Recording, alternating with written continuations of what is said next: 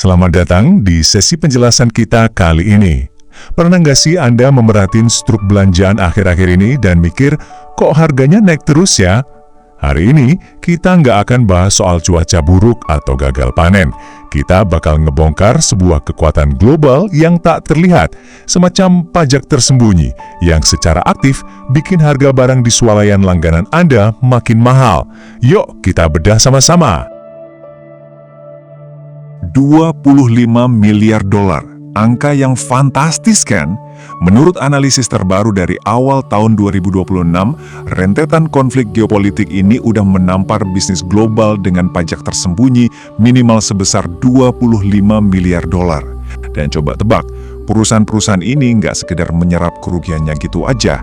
Biaya operasional yang bengkak ini, pelan tapi pasti, ujung-ujungnya bakal merembes langsung ke dompet Anda sebagai konsumen.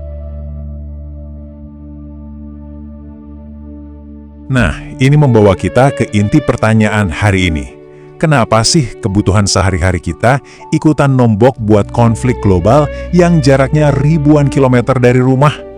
Gimana ceritanya sebuah selat yang diblokir di belahan dunia lain bisa berdampak langsung sama kondisi keuangan pribadi Anda? Untuk paham soal ini, kita harus lihat efek domino pertamanya. Perairan internasional tuh sekarang udah nggak sebebas yang kita kira.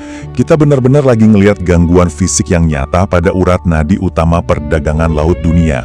Kalau kita lihat fakta di awal tahun 2026, ketegangan antara Amerika Serikat, Israel, dan Iran, ditambah lagi aksi kelompok Houthi, sukses mencekik rute pengiriman paling vital di dunia. Bayangin aja, volume perdagangan di Selat Hormuz itu anjlok sampai 90%. Sementara itu, lalu lintas di terusan Suez turun 60% di bawah batas normal. Mengingat ada sekitar 12-15% perdagangan maritim global yang bergantung banget sama rute ini, dampaknya itu benar-benar masif. Kalau resikonya udah terlalu tinggi, ya industri pelayaran nggak punya pilihan selain merombak total jaringan rantai pasok mereka buat ngehindarin zona bahaya. Coba deh bandingin rute terusan Suez yang efisien itu dengan realitas baru sekarang, kapal-kapal harus mutar jauh mengelilingi Tanjung Harapan di ujung Afrika. Ini bukan sekedar belok dikit loh, jalan memutar ini nambah jarak sejauh 11.000 mil laut dan nambah waktu tempuh 10-14 hari. Biaya bahan bakarnya bisa tembus sampai $1 juta ekstra hanya untuk satu kali perjalanan. Terus, ada juga faktor asuransi yang nunjukin betapa mahalnya harga sebuah rasa aman saat ini. Bahkan, ketika konflik bersenjatanya lagi mereda, premi asuransi resiko perang buat lewat Laut Merah itu tetap nongkrong di angka 5 kali lipat lebih tinggi dari sebelum tahun 2023. Pasar asuransi udah matok kalau resiko ini tuh bakal jadi kondisi permanen. Alhasil, jalan mutar lewat Afrika yang jauh dan super mahal tadi, sekarang berubah dari yang awalnya cuma solusi sementara, jadi standar operasional yang baru. Sekarang, mari kita geser fokus dari kekacauan di tengah laut tadi ke dampak finansial langsungnya terhadap biaya pengiriman global. Ada data yang sangat menarik dari Unicredit di bulan Maret 2026. Begitu ketegangan memanas, biaya pengiriman energi pakai kapal tanker minyak langsung meroket lebih dari 80%. Tapi anehnya, tarif pengiriman kontainer barang awalnya kelihatan anteng-anteng aja. Kenapa bisa gitu? Ternyata dunia waktu itu punya semacam penyangga logistik. Ada banyak banget armada kapal kontainer yang diproduksi pasca pandemi yang sanggup nahan guncangan awal ini. Tapi tentu aja penyangga itu akhirnya habis juga. Masuk ke bulan Juni 2026, realitas menghantam pasar kontainer dengan luar biasa keras.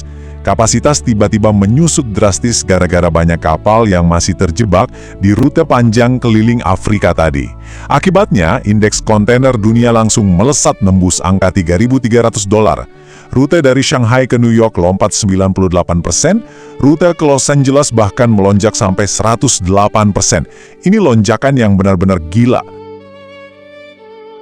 Ini dia bagian yang paling relevan buat kita semua. Gimana ceritanya biaya kapal di lautan lepas sana bisa berubah jadi inflasi pas kita lagi di kasir swalayan? Mekanismenya kira-kira begini. Pertama, biaya pengiriman laut naik 2 kali lipat. Kedua, ini otomatis bikin harga modal barang impor ikut naik pas nyampe di pelabuhan kita. Ketiga, biaya yang bengkak ini nggak diserap sama toko, tapi langsung diterusin ke harga eceran barang. Dan keempat, ya otomatis daya beli kita sebagai konsumen jadi turun, karena barang yang sama sekarang nguras lebih banyak uang dari dompet kita. Anda mungkin mikir, paling perusahaan mau nombokin sedikit kerugiannya. Kenyataannya, nggak sama sekali. Statistik nunjukin fakta yang lumayan bikin kaget. 70-85% dari semua lonjakan biaya pengiriman ini dibebankan langsung ke kita sebagai konsumen. Bisnis cuma nyerap porsi yang sangat kecil. Dan efek rambatan ini biasanya mulai kerasa di harga barang di toko dalam kurun waktu 6-12 bulan. Dan yang bikin sedih, beban ini tuh gak dirasakan secara merata. Kalau biaya pengiriman naik 1%, inflasi di negara maju itu cuma naik sekitar 0,2% aja. Tapi, buat negara-negara berkembang kepulauan yang sangat bergantung sama barang impor, angkanya bisa melesat sampai 0,9%. Buat mereka, pajak tersembunyi dari geopolitik ini bukan sekedar bikin harga gadget jadi lebih mahal, tapi udah jadi ancaman serius buat ketahanan pangan pokok mereka. Buat menyimpulkan semuanya, kita perlu zoom out sebentar buat ngeliat gambaran besarnya. Ada kutipan dari World Economic Forum di tahun 2026 yang merangkum ini dengan sangat pas. Volatilitas bukan lagi gangguan sementara, ini adalah kondisi struktural. Selama puluhan tahun, rantai pasok global kita itu dirancang cuma buat satu hal, efisiensi biaya. Tapi sekarang, aturan mainnya udah berubah total. Model operasional global sekarang bergeser drastis, memprioritaskan ketahanan. Karena kita sadar kita hidup di dunia yang semakin rapuh dan penuh ketidakpastian. Saat kita ngelihat rantai pasokan dunia makin terpecah dan lautan yang nggak lagi netral, kita harus mulai sadar kalau konflik geopolitik itu punya harga yang sangat mahal.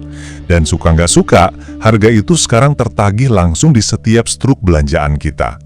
Terima kasih udah ngikutin sesi penjelasan kali ini, teruslah berpikir kritis, dan sampai jumpa di analisis kita selanjutnya.